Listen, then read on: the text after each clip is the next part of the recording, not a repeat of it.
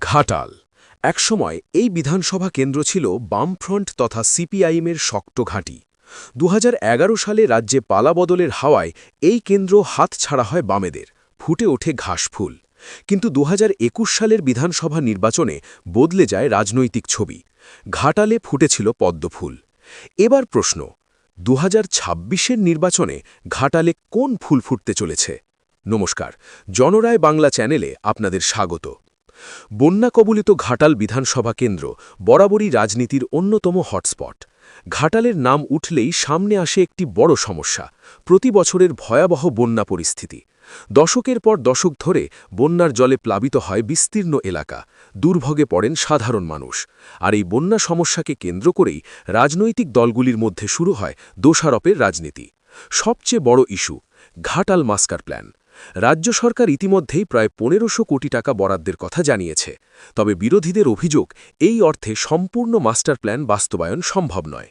অন্যদিকে তৃণমূলের দাবি, তাদের সরকারই ঘাটাল মাস্টার প্ল্যান সম্পূর্ণ করবে।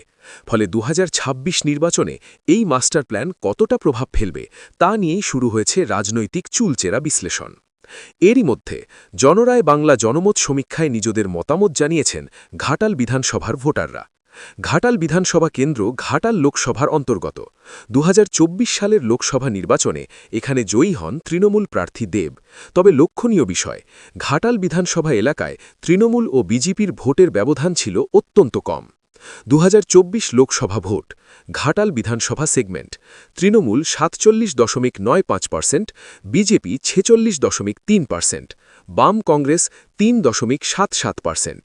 মাত্র প্রায় ৪,০০০ ভোটের ব্যবধান ছিল দুই প্রধান দলের মধ্যে।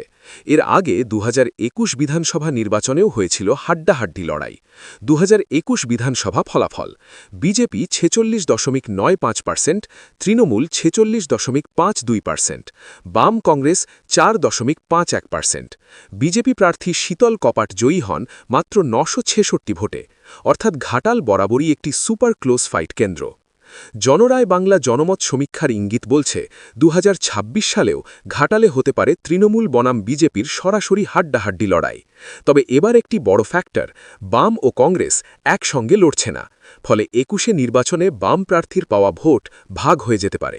এই ভোট বিভাজন শেষ পর্যন্ত কার লাভ করবে, সেই জল্পনাই এখন ঘাটালের রাজনীতির কেন্দ্রবিন্দু। তবে মনে রাখতে হবে, জনমত সমীক্ষা শুধুমাত্র ভোটারদের মতামতের প্রতিফলন। চূড়ান্ত ফলাফল সম্পূর্ণ নির্ভর করবে ভোটের দিনের সিদ্ধান্তের ওপর। তাহলে আপনার মতে ২০২৬ সালে ঘাটালে আবার পদ্ম নাকি ফিরবে ঘাসফুল?